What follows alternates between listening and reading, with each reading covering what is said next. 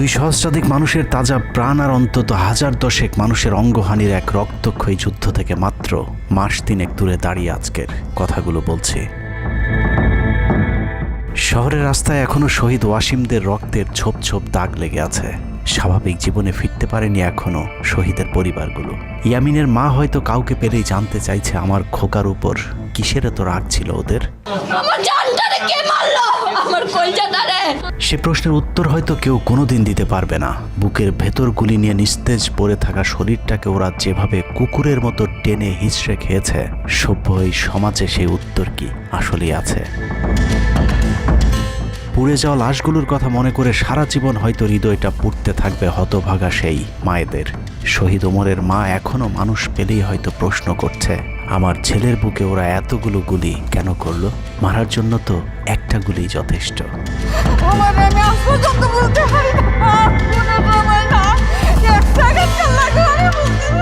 তৃষ্ণা পেলে মুগ্ধের মায়ের হয়তো কানে বেজে উঠবে, পানি লাগবে, পানি।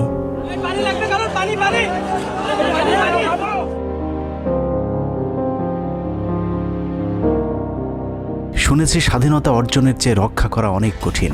স্বাধীনতার এই পতাকা সমুন্নত রাখতে যারা জীবন দিয়েছেন তাদের সে রক্ত যেন বৃথা না যায়। এ পতাকার জন্য যেন আর কাউকে জীবন দিতে না হয়। স্বাধীনতার এমন যুদ্ধ আর দেখতে চাই না। এ যুদ্ধের প্রতিপক্ষ অনেক হিংস্র, খুব নিষ্ঠুর। ওরা বুকে গুলি নিয়ে কাতরাতে থাকা মানুষকেও শান্তিতে মরতে দেয় না। ওরা আরও রক্ত চায়। 15 বছর মুসলিম নিধন করে ওদের এতটুকু অনুশোচনা নেই।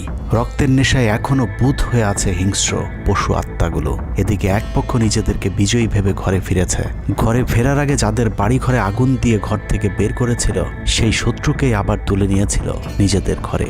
ছাত্রলীগ নিষিদ্ধের কথা বলছে।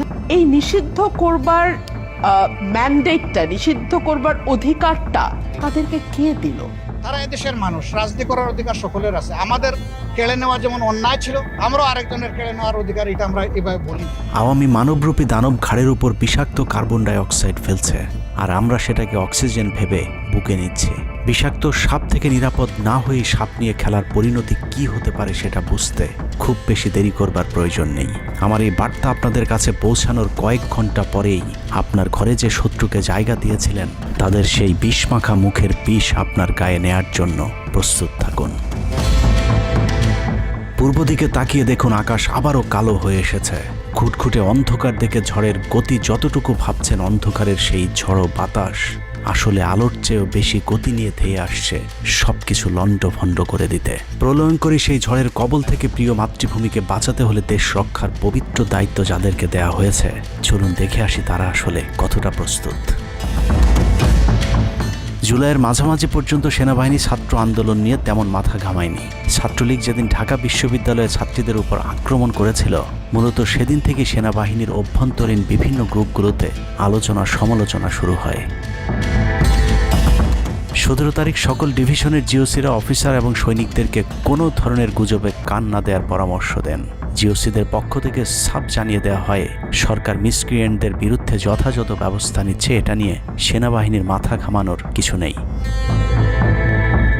11 ডিভিশনের মেজর জেনারেল খালেদ আল মামুন, 55 ডিভিশনের GOC major general Mahbubur Rashid এবং কুমিল্লা ডিভিশনের জিওসি জাহাঙ্গীর আলম ছিলেন সবচেয়ে বেশি আক্রমণাত্মক। ছাত্রদের পক্ষে কোনো পোস্ট কিংবা প্রোফাইল পিকচার লাল করার বিরুদ্ধে তাদের ছিল কঠোর বার্তা। 17 জুলাইয়ের গুরুত্বপূর্ণ আরেকটি ঘটনা হলো Hasina air chief marshal Hasan Mahmud খানকে বিমান বাহিনীর MI-17 হেলিকপ্টারকে এভি গান কনফিগারেশন লোড করতে বলেন, যা মূলত যুদ্ধকালীন চূড়ান্ত সময় ব্যবহার করা হয়। এয়ার চিফ হাসিনাকে উল্টো প্রশ্ন করেন, আমাদের সেনাবাহিনী কি এখনও ফেল করেছে? তাহলে এত দ্রুত বিমান বাহিনী কেন? বিমান বাহিনী প্রধানের মুখের উপর এমন বক্তব্যে শেখ হাসিনা প্রচণ্ড ক্ষেপে যান। এর পরপরই তিনি বিমান বাহিনী প্রধানের বিরুদ্ধে পদক্ষেপ নেওয়ার জন্য ব্রিগেডিয়ার জেনারেল ইমরান হামিদ এবং লেফটেন্যান্ট জেনারেল মুজিবকে নির্দেশ দেন। আর্মি ইন্টেলিজেন্স থেকে এই পরিকল্পনার তথ্য জেনে বিমান বাহিনী প্রধান ওই রাতেই তার নিরাপত্তার জন্য গাজীপুর থেকে এয়ার কমান্ড নিয়ে আসেন, যে ইউনিটটি এখনও বিমান বাহিনী প্রধানের নিরাপত্তার দায়িত্বে ঢাকাতেই অবস্থান করছে। যাই হোক, বিমান বাহিনী প্রধান সেদিন রাজি হলে ব্ল্যাকআউটের সময়টা আরও ভয়ঙ্কর হতে পারত। বিমান বাহিনীর সহায়তা না পেয়ে শেখ হাসিনা পরদিন র্যাব প্রধানকে ডেকে আদেশ দেন তার হেলিকপ্টার প্রস্তুত রাখার। র্যাব প্রধান হাসিনার আদেশ অনুযায়ী ছাত্রদের বিরুদ্ধে অপারেশনে হেলিকপ্টার ব্যবহার করেন। হেলিকপ্টারের গুলিতে যতগুলো হতাহতের ঘটনা ঘটেছে সবগুলোই র্যাবের হেলিকপ্টার থেকে করা হয়েছিল। র্যাবের পাশাপাশি ঢাকার বাইরে দু একটি পাদে প্রায় সবকটি ডিভিশনের জিওসিরা দেশের বিরুদ্ধে অবস্থান নিয়েছিলেন। ঢাকার বাইরে থেকে বিশেষ করে ডিভিশন সাপোর্ট ব্যাটালিয়নকে অগ্রাধিকার ভিত্তিতে ঢাকায় নিয়ে আসা হয়, কারণ তাদের সাথে এপিসি সুবিধা ছিল। এপিসি গাড়িগুলো মূলত ছাত্রদের বিরুদ্ধে চূড়ান্ত পদক্ষেপ নেওয়ার জন্যই আনা হয়েছিল। রাষ্ট্রীয় গুরুত্বপূর্ণ এলাকা কেপিআই রক্ষায় 19 তারিখে সেনা নামানোর সিদ্ধান্ত নেওয়া হয়। নিয়ম অনুযায়ী সেনাবাহিনীর কেপিআই রক্ষার দায়িত্ব পালন করার কথা থাকলেও বিভিন্ন জায়গায় দেখা গেছে সেনাবাহিনীর ছত্রছায়ায় পুলিশ এবং আওয়ামী লীগ ছাত্রলীগের সন্ত্রাসীরা ছাত্রদের উপর হামলা চালিয়েছে। কোথাও সরাসরি সেনাবাহিনীকেও গুলি চালাতে দেখা গেছে। এর মধ্যে ঢাকার 46 পদাতিক ডিভিশনের ইনফ্যান্ট্রি ব্রিগেডের ইউনিটগুলো ঢাকার প্রাণকেন্দ্রগুলোতে ছাত্রদের উপর সবচেয়ে বেশি দমন পীড়ন চালিয়েছে।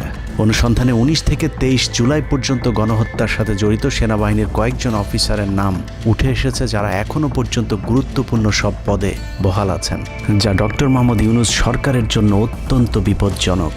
কতটা বিপজ্জনক সেটা বোঝার জন্য আন্দোলনের সময়টাতে ওই অফিসারদের ভূমিকা কী ছিল সেটা একটু দেখে আসি।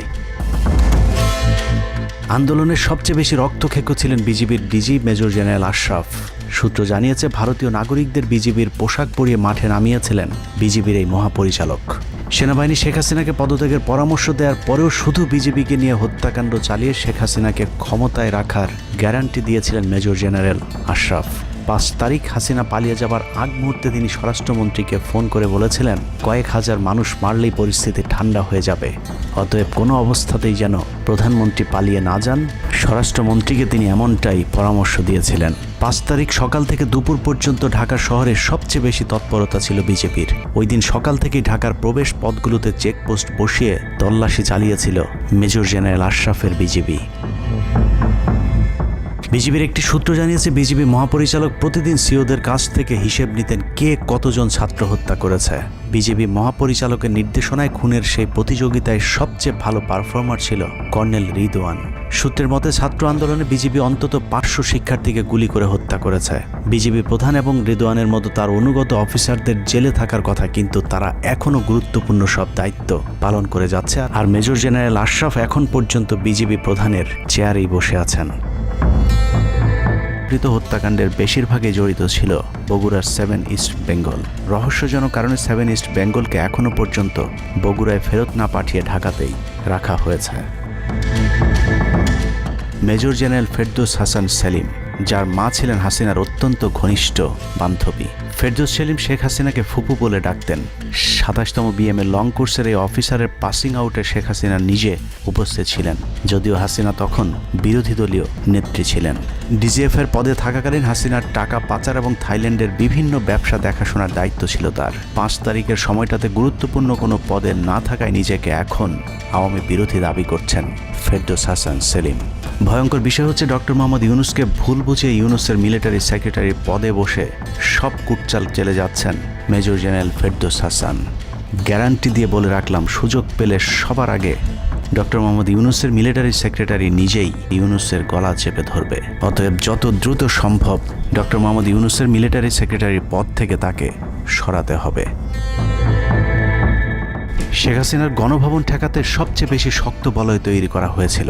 অনুসন্ধানে জানা যায়, শেখ হাসিনাকে রক্ষা করতে গণভবনের আশপাশে সেনাবাহিনীর অন্তত 13টি অস্থায়ী চেকপোস্ট বসানো হয়েছিল, যেখানে east Bengal regiment, field regiment artillery, Bangladesh infantry regiment, infantry brigade headquarter সহ সেনাবাহিনীর বেশ কয়েকটি চেকপোস্ট বসানো হয়েছিল শুধুমাত্র শেখ হাসিনাকে রক্ষা করার জন্যে।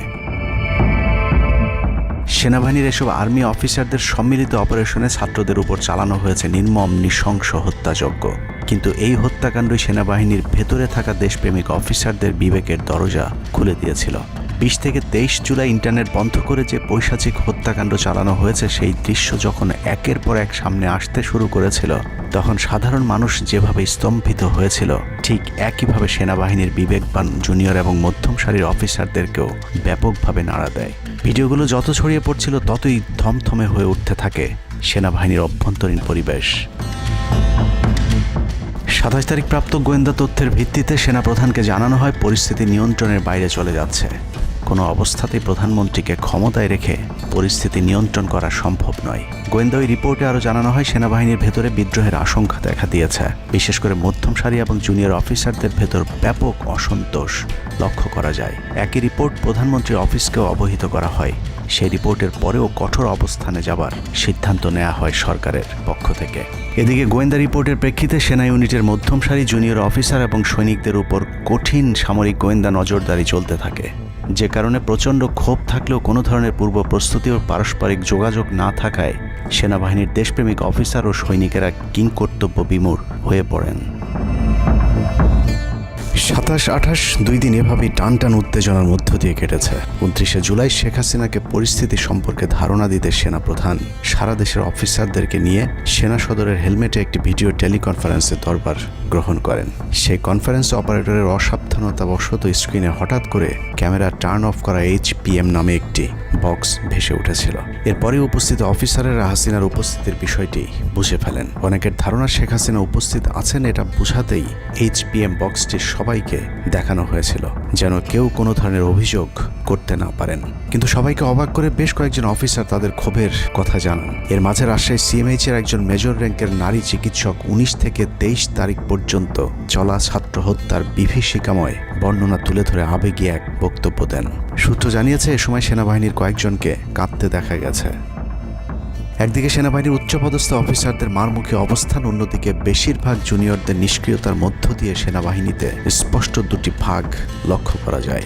এরই মধ্যে সেনাবাহিনীর কাছে প্রাপ্ত গোয়েন্দা তথ্য অনুযায়ী যে কোনো সময় সেনাবাহিনীতে বিদ্রোহ দেখা দিতে পারে। বিশেষ করে লেফটেন্যান্ট কর্নেল থেকে নিচের অফিসারদের ভেতর ব্যাপক ক্ষোভের বিষয়টি গোয়েন্দা প্রতিবেদনে জানানো হয়। সেই প্রেক্ষিতে 3 তারিখ শর্ট নোটিসে আরেকটি টেলিকনফারেন্স কল করা হয়। মূলত ওই রিপোর্টের প্রেক্ষিতে হাসিনার বিশ্বস্ত ওয়াকার হাসিনা থেকে মুখ ফিরিয়ে নেন, কারণ হাসিনাকে বাঁচাতে গিয়ে তিনি নিজের জীবন বিপদে ফেলতে চাননি। 3 তারিখ কনফারেন্সের শুরুতেই সবাইকে ঠান্ডা রাখতে একটি মোনাজাত করা হয়েছিল। যে মোনাজাতে গুরুত্বপূর্ণ একটি দোয়া ছিল রাব্বানা লা তাজআলনা মাআল কওমিজ জালিমিন, অর্থাৎ হে আল্লাহ আমাদেরকে জালিম সম্প্রদায়ের অন্তর্ভুক্ত করবেন না। এ সময় পুরো দরবার রুমে পিন পতন নীরবতা লক্ষ্য করা গেছে। মূলত এই মোনাজাতের মধ্য দিয়ে ফয়সালা হয়ে যায় সেনাবাহিনী কাদের পক্ষে দাঁড়াবে। সেনা সূত্র থেকে পাঠানো এসব তথ্যে উঠে এসেছে সেনাবাহিনী কোন কোন এলাকায় ছাত্র জনতার উপর গুলি চালিয়েছিল এবং কতটা পরিকল্পিতভাবে মানুষ হত্যার ছক কষা হয়েছিল। 4 তারিখও সেনাবাহিনীর ভূমিকা ছিল অত্যন্ত অস্পষ্ট।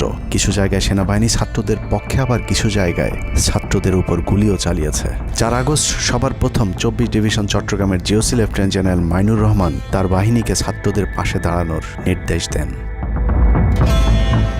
5 তারিখ সকাল পর্যন্ত আর্মির ভূমিকা ছিল অত্যন্ত সন্দেহজনক। সকাল 10টা পর্যন্ত আর্মি কড়াকড়িভাবেই দায়িত্ব নিয়েছিলেন। বিশেষ করে গণভবনের আশপাশে 12টা পর্যন্ত ছাত্রদেরকে ভয় দেখাতে কয়েক রাউন্ড লাইভ অ্যামুনেশন ফায়ার করা হয়। 4 তারিখ 3 বাহিনী প্রধান, পুলিশ প্রধান এবং DGDGF-এর সারা রাত নির্ঘুম কেটেছে। 3 থেকে 5 তারিখ পর্যন্ত গুরুত্বপূর্ণ কিছু ঘটনা ঘটেছে, সেটা তুলে ধরবার আগে শেখ হাসিনার পালিয়ে যাওয়ার বর্ণনা দিয়ে আসা যাক। 5 তারিখ সকাল ঠিক 9টায় প্রধানমন্ত্রীর অফিসে গিয়ে শেখ হাসিনাকে পদত্যাগ করতে বলেন সেনাপ্রধান। শেখ হাসিনার কথা শোনার সাথে সাথে সেনাপ্রধানকে দৌড়ে মারতে আসেন। এ সময় 3 বাহিনী প্রধানকে অকথ্য ভাষায় গালাগাল করেন শেখ হাসিনা। জেনারেল ওয়াকারকে হাসিনা বলেন, তুই পুলিশকে দেখে শিখতে পারিস নাই? এ সময় বিমান বাহিনী প্রধান সজীব ওয়াজেদ জয়কে ফোন করে তার মাকে বোঝানোর জন্য অনুরোধ করেন। সজীব ওয়াজেদ জয় এটি জানার পর উল্টো আর্মি চিফকে তুই তুকারি করে হুমকি দিতে থাকেন, তোর কোন বাবা তোকে চিফ বানাইছে, তোর বউ ছেলে মেয়ে কে কোথায় আছে সব কিছু দেখে নেওয়া হবে। রাগান্বিত হয়ে এরপরে সজীব ওয়াজেদ জয় লাইভে গিয়ে আবল তাবল বকতে থাকেন। ঠিক আছে, শেখ হাসিনার পর আপনাদের কি হবে সেটা আমারও চিন্তার বিষয় না, আমার পরিবারের আর চিন্তার বিষয় না, আপনারা বুঝবেন। এরই মধ্যে 9:30 বেজে যায়। শেখ হাসিনাকে কোনোভাবে রাজি করাতে না পেরে সেনাপ্রধান হাসিনাকে 2টি বিকল্প দেন, পদত্যাগ অথবা গ্রেফতার। ওদিকে মিরপুরে বসানো সেনাবাহিনীর চেকপোস্টগুলো খুলে দেওয়া হলে বিনা বাধায় গণজোয়ার ঢুকে পড়তে থাকে। মবটি যখন গণভবন থেকে মাত্র 20 মিনিটের দূরত্বে চলে আসে, এ সময় সেনাবাহিনী এক প্রকার জোর করে শেখ হাসিনাকে পদত্যাগপত্রে সই করান। এ সময় SSF-এর 2-1 এগিয়ে আসতে চাইলেও সেনাপ্রধান হাত ইশারা করলে তারা জায়গায় দাঁড়িয়ে থাকেন। পদত্যাগের পর শেখ হাসিনা জাতির উদ্দেশ্যে ভাষণ দেওয়ার অনুরোধ করলে সেনাপ্রধান হাসিনাকে বলেন, জীবন বাঁচাতে চাইলে দ্রুত গাড়িতে গিয়ে উঠুন, জনগণ গণভবনে ঢুকে পড়ছে। সেনাবাহিনীর মতে শেখ হাসিনা সেদিন মাত্র 5 মিনিটের জন্য বেঁচে গিয়েছেন, তা না হলে জনগণ তাকে ধরে ফেলত। হাসিনাকে গণভবন থেকে উদ্ধার করে বিমানে ভারত পাঠিয়ে দেওয়ার জন্য মোট 3টি রুট প্ল্যান করা হয়েছিল। প্ল্যান এ, গণভবন থেকে গাড়ি বহরে বিমান বাহিনীর ব্লু স্কাই স্কুলের গেট দিয়ে তেজগাঁও বিমানবন্দরে ঢুকে ঢাকা সেনানিবাসে প্রবেশ এবং তারপর বিএএফ বেস দিয়ে বিমান বাহিনীর রানওয়েতে প্রবেশ। সেখান থেকে বিমান বাহিনীর C-130 যে বিমানে ভারতে উড্ডয়ন। দুর্ভাগ্যজনকভাবে ততক্ষণে বিপ্লবী জনতা শেওড়াপাড়া রাস্তা দিয়ে বিমান বাহিনীর ব্লু স্কাই স্কুলের গেট ক্রস করে আগারগাঁও চৌরাস্তা পর্যন্ত চলে এসেছিল। ওদিক দিয়ে ক্যান্টনমেন্টের জাহাঙ্গীর গেটও ছাত্র জনতার দখলে, তাই গণভবন থেকে গাড়িতে করে ঢাকা সেনানিবাসে ঢোকার সব পথ বন্ধ হয়ে গিয়েছিল, যে কারণে প্ল্যান বি অবলম্বন করতে হয়েছিল হাসিনাকে উদ্ধারকারীদের। প্ল্যান বি অনুযায়ী গণভবন থেকে বিমান ঘাঁটিতে যাওয়ার তখন একটাই পথ বাকি ছিল, তা হলো হেলিকপ্টারে যাওয়া। বিমান বাহিনীর MI-17 হেলিকপ্টার চন্দ্রিমা উদ্যানের পাশে বাণিজ্য মেলার মাঠে এসে অবতরণ করে। খুনি হাসিনা চন্দ্রিমা উদ্যানের পাশের রাস্তা দিয়ে বাণিজ্য মেলা মাঠে প্রবেশ করে এবং সেখান থেকেই হেলিকপ্টারে করে বিমান বাহিনী ঘাঁটিতে নিয়ে যাওয়া হয় তাকে। সেখানে গিয়ে তারেক সিদ্দিকী এবং সালমান এফ রহমানের জন্য কিছুক্ষণ অপেক্ষা করে শেখ হাসিনা। তবে শেষ পর্যন্ত সালমান এফ রহমানের পৌঁছাতে দেরি হয় শেখ হাসিনাকে নিয়ে কোনো গন্তব্য ছাড়াই 10টা 45 মিনিটে উড়াল দেয় বিমান বাহিনীর C-130 জুলিয়েট বিমানটি। সাধারণত বিমানের রুট ব্যবহারে কোড ব্যবহার করতে হলেও সেটা করেনি। রাডার ফাঁকি দিতে জীবনের ঝুঁকি নিয়ে এই পদ্ধতি অবলম্বন করা হয়েছিল। ফুল ফুয়েল লোড করা হয়। ভারতে যদি জায়গা না হয় তাহলে যেন মধ্যপ্রাচ্যের কোনো দেশ পর্যন্ত চলে যাওয়া যায়। মোট 9 জন পাইলটকে নিয়ে বিমানে ওঠানোর পর কোনো ধরনের নির্দেশনা বা ম্যাপ প্ল্যানিং ছাড়াই পাইলটদেরকে বলা হয় টেক অফ করতে। বিমানটি প্রথমে যশোরের উপর দিয়ে কলকাতায় পৌঁছালে সেনাপ্রধান জাতির উদ্দেশ্যে ভাষণের ঘোষণা দেন, কিন্তু কলকাতায় ল্যান্ডিংয়ের পারমিশন না দিলে সেখান থেকে শেখ হাসিনাকে বহন করা বিমানটি চলে যায় আগরতলায়। আগরতলায় পারমিশন না পেয়ে আবারও দিল্লির দিকে উড়াল দেয়। সেখান থেকে দিল্লি গেলে সেখানেও রিফিউজ করা হয়।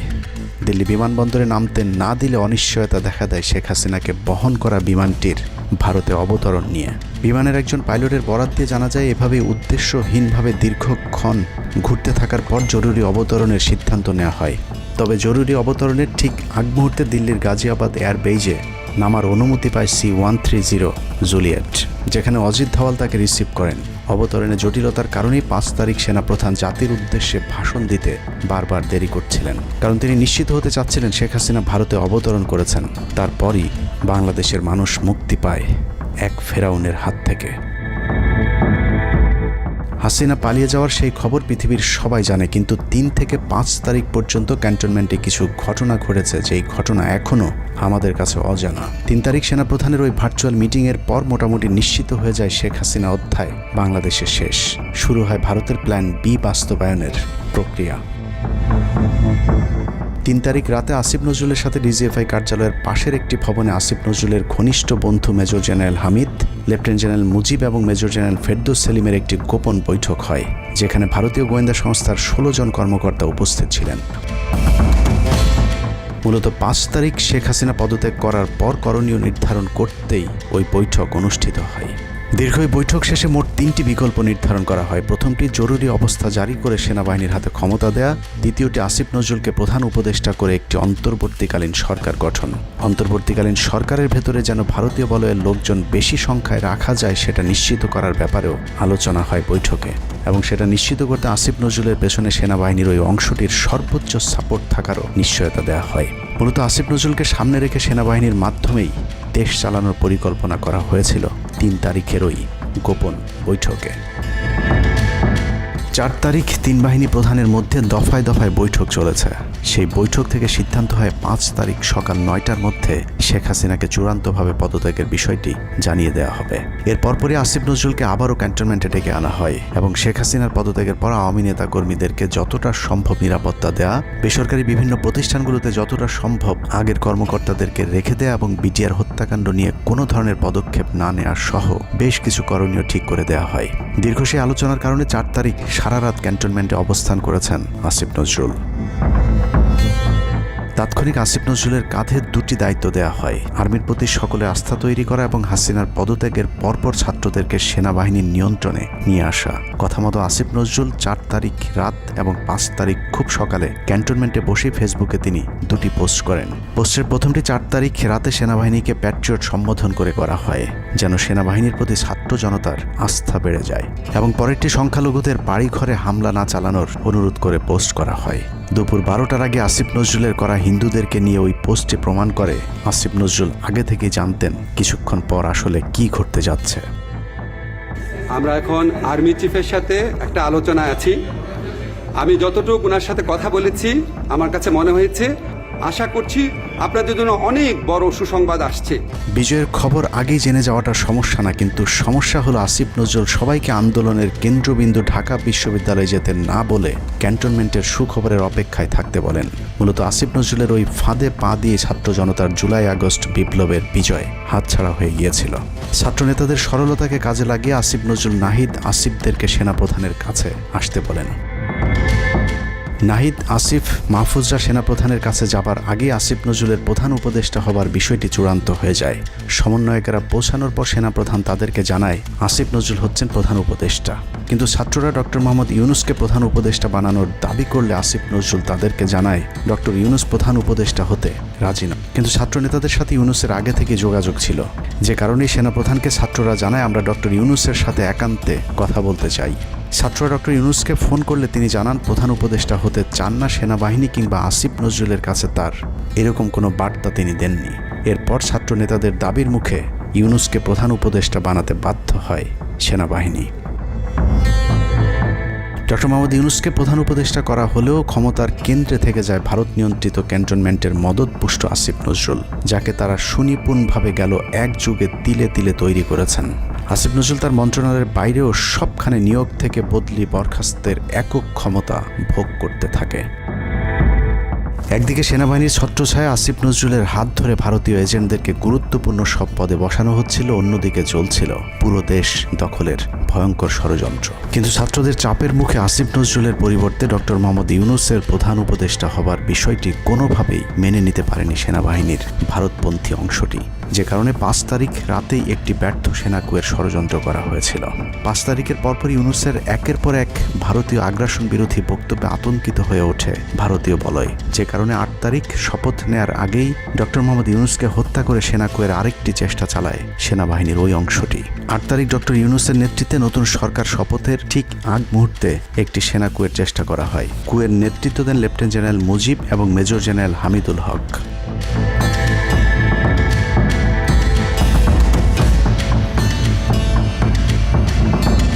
কিন্তু পশ্চিমা একটি গোয়েন্দা সংস্থা বিষয়টি দ্রুত সেনাপ্রধানকে জানালে জেনারেল ওয়াকার তাদের পরিকল্পনা ভণ্ডুল করে দেয়। সেনাপ্রধান তাৎক্ষণিকভাবে লেফটেন্যান্ট জেনারেল শামীমকে পিএসও এএফটি থেকে সিজিএস হিসেবে নিয়োগ দেন এবং মুজিবকে কিউএমজি থেকে আটডগে বদলি করেন, যদিও 8 তারিখ রাত থেকেই মুজিব পলাতক রয়েছেন। এরপর 12 সেপ্টেম্বর তাকে সেনাবাহিনী থেকে বরখাস্ত করা হয়। একই দিনে লেফটেন্যান্ট জেনারেল হামিদুলকে স্বেচ্ছায় অবসরে পাঠানো হয়। এনডিসি থেকে মেজর জেনারেল সাইফুলকে মিনিস্ট্রি অফ ফরেন অ্যাফেয়ার্স এবং চিফ অফ জেনারেল স্টাফ শাহিনকে এনডিসিতে পাঠানো হয়। কয়েকজনের ব্যাপারে পদক্ষেপ নেওয়াটা যেমন স্বস্তির, তেমনি ষড়যন্ত্রকারীদেরকে যেখানে বদলি করা হয়েছে তাদের প্রতিটি পদই অত্যন্ত গুরুত্বপূর্ণ, যা বর্তমান সরকার এবং দেশের স্থিতিশীলতার জন্য চরম বিপজ্জনক। কতটা বিপজ্জনক সেটা জানতে চলুন শুরুতেই যে প্রলয়ঙ্কারী ঝড়ের কথা বলেছিলাম সেখানে ফিরে যাওয়া যাক। ভারতীয় গোয়েন্দা সংস্থা 5 তারিখের পর থেকে দেশে নানাভাবে একটা সাম্প্রদায়িক দাঙ্গা বাঁধানোর চেষ্টা চালিয়ে যাচ্ছেন, যেটাকে কেন্দ্র করে বাংলাদেশে একটা সামরিক অভিযান চালানো যায়। এই দাঙ্গা বাঁধাতে ভারতীয় গোয়েন্দারা আওয়ামী লীগ, হিন্দু এবং ইসকনকে কিভাবে ব্যবহার করছে সেই পরিকল্পনার ছক এখন বাংলাদেশি গোয়েন্দাদের হাতে। একটি গোয়েন্দা সংস্থা থেকে যেসব তথ্য আমার কাছে পৌঁছেছে তা রীতিমতো এই দেশের অস্তিত্বের জন্য হুমকি স্বরূপ। আওয়ামী লীগ, হিন্দু আর ভারতের এই চক্রান্ত যদি সঠিকভাবে মোকাবেলা করা না যায় তাহলে অচিরেই বাংলাদেশের অবস্থা হবে হায়দ্রাবাদের মতো। জননেত্রী শেখ হাসিনাকে দেশ থেকে সরে যেতে বাধ্য করেছেন। বাংলাদেশকে নিয়ে ভয়ঙ্কর এই চক্রান্তে জড়িত আওয়ামী লীগ, সনাতনী এবং ইসকনের অন্তত 40টি হোয়াটসঅ্যাপ গ্রুপ এবং জুম মিটিংয়ের ভিডিও হাতে পেয়েছে গোয়েন্দারা। গোয়েন্দাদের কাছে প্রাপ্ত এসব তথ্যে যা উঠে এসেছে তা আটকে ওঠার মতো।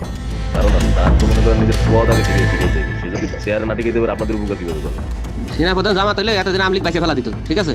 এটা তো আমাদেরও আওয়ামী লীগেরও একটা গেম হতে পারে, বলা যায় জামাত শিবিরের উপরে সব চাপা দিতে পারে, এটাও হতে পারে। এসব গ্রুপগুলোতে রীতিমতো বাংলাদেশের বিরুদ্ধে যুদ্ধের প্রস্তুতি চলছে। গ্রুপে তাদের সাথে সাবেক আওয়ামী লীগ সরকারের শীর্ষস্থানীয় নেতা থেকে বর্তমান সেনাবাহিনীতে চাকরিরত জেনারেল পর্যন্ত মাঝে মধ্যেই নাকি যোগ দিচ্ছেন। নানক ভাই থেকে শুরু করে আমাদের সুজিত দা, তারপর আরো অনেক টপ লেভেলের যারা মন্ত্রী, মিনিস্টার, প্রতিমন্ত্রী, তারপরে ইভেন কামাল ভাই। তো এখন বিষয়টা হচ্ছে যে ইভেন রাষ্ট্রপতি যে একেবারেই মানে কি বলে, তার যে একেবারে মানে রাইট হ্যান্ড সচিব, উনিও আমাদের সাথে 2 দিন জয়েন করছেন। তো এখন ওনারা আসলে ভালো হইতো, যারা যারা আসেন আসলে ভালো হইতো। অনেক আমাদের এখানে প্রায় 12 থেকে 13 জন আপনার এমপি এসে কথা বলেছেন, যেটা আপনারা জানেন না। ঠিক আছে, বাংলাদেশে একেবারে টপ লেভেল সামরিক বাহিনীর 4 থেকে 5 জন জেনারেল লেভেলের লোকজন ওনারা এসে এখানে বসে থেকে আমাদের লাইভ শুনে গেছেন। আমাদের প্রধানমন্ত্রী উনি নিজে এসে বসে থেকে গেছেন। গ্রুপের সবচেয়ে ভয়ঙ্কর তথ্য পাওয়া গেছে ভুয়া মুক্তিযোদ্ধা জেডাই খান পান্নার মেসেজ থেকে। আওয়ামী এই আইনজীবী শহীদ সাইফুল ইসলাম আলিফের হত্যাকাণ্ড নিয়ে চাঞ্চল্যকর তথ্য দিয়েছে জেডাই খান পান্না। একটি চ্যাটিংয়ে তিনি লিখেছেন, দাড়িওয়ালা উকিল বেশি হয়ে গিয়েছে, আরও 2-1টারে খেয়ে দাও, আদালতে আমরা আছি। এখন অল্প কদিন জেলে থাকলেও 30 তারিখের পরে পুরস্কার পাবা। আরেকটি মেসেজে তিনি লিখেছেন, সুযোগ হাতছাড়া হয়েছে তোমাদের কারণে। কালকে সব হয়ে যেত, পরিকল্পনা ছিল কুপিয়ে মারার পর হিন্দুদের বাড়িতে হামলা হলে ভারত থেকে ট্রুপ চলে আসবে। ওরা যেহেতু হামলা করেনি, তোমাদেরই উচিত ছিল নিজেরা নিজেদের বাড়ি ঘরে আগুন দেওয়া। পেছনের ঘটনা বাদ দিয়ে 30 তারিখের পরিকল্পনায় মনোযোগী হও সবাই। শহীদ আলিফ হত্যাকাণ্ড নিয়ে আরেকজন লিখেছেন, কালকে আদালতে একটা লাশ পড়বে। হিন্দু ভাইদের পাশে আমাদের সবাইকে থাকতে হবে, ব্রিগেড মেজরের কমান্ড মেনে চলতে হবে। 30 তারিখের কর্মসূচি নিয়ে গ্রুপটিতে সশস্ত্র যুদ্ধের মাধ্যমে দেশ দখলের ভয়ঙ্কর সব আলোচনা করার ভিডিও হাতে এসেছে আমাদের। তারা বাংলাদেশের অস্ত্রগুলি আছে, এই অস্ত্রগুলি কোথায় আছে আমার কাছে অলরেডি খবর এসেছে। আমি নিউজ দিচ্ছি গোয়েন্দাদের মাধ্যমে। তারা বলেছে 5000-এর বেশি তারা অস্ত্র আছে, M60 রাইফেল, সাইবার রাইফেল আছে, 47 রাইফেল আছে, তাদের কাছে অত্যাধুনিক হটগান আছে। আলোচকদের একজন বলছিলেন, সাবেক এবং বর্তমান পুলিশের সমন্বয়ে 1700 অস্ত্রধারী গ্যারিলা প্রস্তুত করা হয়েছে 30 নভেম্বরের জন্য। আমরা ইতিমধ্যে কথা বলেছি, পুলিশ পার্টির কথা বলছি, পুলিশের অনেক উদ্যোগ কর্মকর্তা প্রত্যেকটা থেকে শুরু করে পুলিশ পার্টি তারা এসে এসেছেন, ওনারা আমার সাথে কথা বলে আমাদের যোগাযোগ রক্ষা করছে। ঢাকা শহরকে কিভাবে ব্লক করা হবে সেই পরিকল্পনাও করা হচ্ছে এসব জুম মিটিংগুলোতে। আমাদের কাজ হলো আব্দুল্লাহপুর, আব্দুল্লাহপুর, আশুলিয়া, টঙ্গীর আছে, আমরা উত্তরা, ওইটা একটা ব্লক দিবেন, তাহলে আমরা খুব সহজেই আমাদের কাজ সফলতা পাবো। সশস্ত্র যুদ্ধের জন্য পুরো দেশকে মোট 10টি বিভাগে বিভক্ত করা হয়েছে, যেখানে একজন করে ব্রিগেড মেজর নিয়োগ দেওয়া হয়েছে, যাদের সবাই দেশেই অবস্থান করছেন।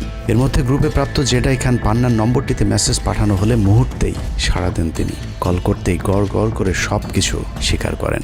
জেডাই খান পান্না, জি আমি তাই। 30 তারিখ 50 থেকে 80% পুলিশ, আনসার, এমনকি সচিবালয়ের আমলারাও তাদের পক্ষে মাঠে নামবে বলে স্বীকার করেন গেরিলা আক্রমণের পরিকল্পনাকারী জেডাই খান পান্না। আপনারা কি কোনো গেরিলা ইনভেশন হামলা করা যাবে? ঢাকার স্টুডেন্টরা যদি এখনো সাপোর্টার্স অর্গানাইজ হইতে নামে, এই অ্যাডমিনিস্ট্রেশনের 50% না 80% লোক নেমে আসবে, পার্টিকুলারলি পুলিশ, আনসার এবং সেক্রেটারিয়েট থেকে। পালিয়ে যাবার আগে এই ভিডিও প্রচারের সাথে সাথে রাষ্ট্রদ্রোহিতার অভিযোগে তাকে গ্রেফতার করতে হবে। তাহলে চক্রান্তকারীদের আরও পরিকল্পনার তথ্য পাওয়া যেতে পারে। ভবিষ্যতে এ ধরনের ষড়যন্ত্র বন্ধ করতে গ্রুপে থাকা সকলের মোবাইল নম্বর এবং চেহারা দেখে শনাক্তের পর দ্রুত গ্রেফতার করতে হবে। সূত্র জানিয়েছে, ডিজিএফআই প্রধানের প্রত্যক্ষ তত্ত্বাবধানে চলছে এসব দেশবিরোধী তৎপরতা।